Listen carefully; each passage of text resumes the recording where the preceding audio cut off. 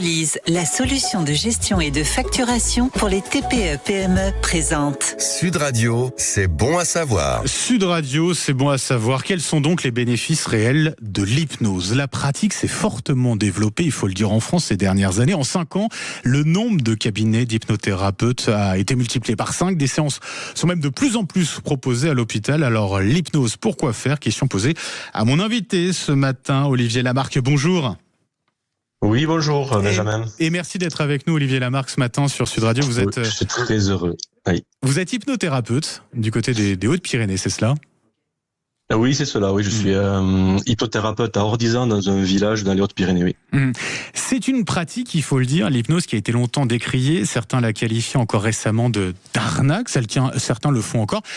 Est-ce que son efficacité, elle est avérée aujourd'hui, l'efficacité de l'hypnose, et à quoi peut-elle servir exactement ? Alors, l'hypnose est particulièrement efficace pour tout ce qui implique des automatismes inconscients. Alors, elle aide très bien sur le stress, l'anxiété, les phobies, les troubles du sommeil, les addictions. Bon, la liste, elle est assez exhaustive. On peut travailler sur le tabac, sur l'alcool, le sucre, la gestion de la douleur, la confiance en soi, les blocages émotionnels, les troubles psychosomatiques. Alors, la liste est longue, hein. Mais on peut travailler énormément sur beaucoup de choses, oui. Vous êtes spécialisé plutôt sur la question de l'arrêt du tabac, de la perte de poids. Quels sont les résultats que vous arrivez à obtenir précisément sur ces deux points-là ? Alors sur ces deux points-là, j'ai créé des méthodes. Alors je crée des méthodes au niveau de l'hypnose. Donc, j'ai créé une méthode qui s'appelle le stop tabac et l'efficacité se fait ressentir dès la première séance. C'est-à-dire que les personnes qui viennent me voir peut suffire pour arrêter le tabac via l'hypnose. Alors une séance de 3h30. C'est-à-dire que ça va pas être 3h30 d'hypnose, mais je vais travailler d'abord sur du déconditionnement. Il faut un petit peu démystifier l'hypnose, expliquer ce que c'est et tout ce qui se cache derrière le tabac. Et la séance d'hypnose viendra finaliser le tout. Et 3h30 de séance, effectivement. Donc avec cette hypnose qui arrive vraiment à la fin, de votre échange. Tout à fait, une séance d'hypnose qui dure 40 minutes et les personnes qui ressortent de là, ils sont non-fumeurs immédiatement. Oui. Ah oui, ça marche.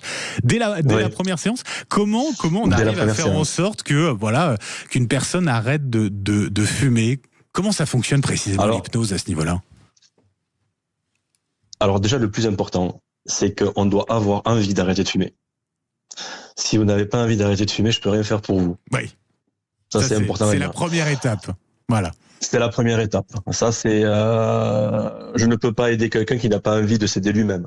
S'il a envie d'arrêter de fumer, déjà, c'est un grand travail et il a juste pas la capacité de le faire tout seul et je viens intervenir tout simplement pour l'aider à finaliser ce qu'il a déjà entrepris dans sa tête. En travaillant sur l'inconscient, finalement, c'est là que ça se joue quand on parle d'hypnose. Tout à fait. On travaille sur l'inconscient. Alors, une séance d'hypnose, bon, elle se déroule en 3 temps. D'abord, il y a un échange pour comprendre la problématique. Bon, le tabac, on le sait. Il y a une démystification de l'hypnose et après, il y a un travail hypnotique ciblé et où on travaille effectivement sur l'inconscient, qu'on appelle aussi subconscient et qu'on appelle aussi tout simplement notre esprit.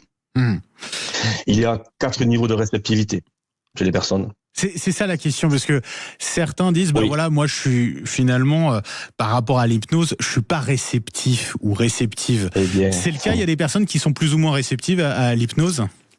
Alors ça, c'est une très bonne question. Souvent, et c'est la première question qu'on me pose, est-ce que je suis réceptif à l'hypnose ? Alors oui. Tout le monde est réceptif à l'hypnose de thérapie. Tout le monde n'est pas réceptif à celle de spectacle. Lorsqu'on fait un spectacle, on va prendre uniquement les meilleurs sujets, les personnes qui ont un grand pouvoir hypnotique. Hypnotiser, c'est pas forcément déconnecter. Vous voyez, les gens qui tombent sur scène, qu'on déconnecte en claquement de doigts. Oui, on peut le faire qu'avec des ultra réceptifs. Mais hypnotiser, c'est impacter votre esprit. Envoyer un message dans votre inconscient qui y reste. C'est ça, on peut le faire dans la relaxation et on peut le faire dans la déconnexion. Donc si je vous entends bien, ça veut dire que sur l'hypnothérapie, tout le monde est réceptif finalement à cette pratique-là. Tout à fait, si vous voulez, je peux développer un petit peu plus. Oui, bien sûr. Et il y a donc l'ultra réceptif qui, sur une échelle de 1 à 10, est à 10 sur 10. Lui, il est potentiellement déconnectable. Il se retrouve dans un état d'hypnose profond en quelques secondes. Oui. Ensuite, il y a les autres. Les autres, on va les classifier par des très réceptifs, des moyennement réceptifs, des peu réceptifs. Ceux-là ne sont pas déconnectables, mais on sait que lors de relaxation, plus on va se relaxer, plus on va inhiber la conscience, plus on impactera l'inconscient, et plus facilement on enverra des messages dans votre esprit qui y resteront. Ces messages-là, ça peut être par exemple, à partir d'aujourd'hui, le stress a disparu. Bon, je le résume facilement. Alors que ce stress-là, il y est depuis des années et vous n'arrivez pas à l'enlever. Mais pour le faire, il faut dissocier le conscient et l'inconscient. Et alors, comment on y arrive? Est-ce qu'on s'aide de méthodes particulières? Alors, je sais pas, une ambiance un peu avec une lumière tamisée, que la personne soit allongée, avoir un débit avec sa voix assez lent. Ça, c'est important aussi d'avoir tout cela?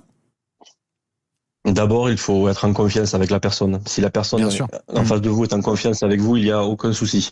On ne peut pas forcer les gens à être hypnotisés.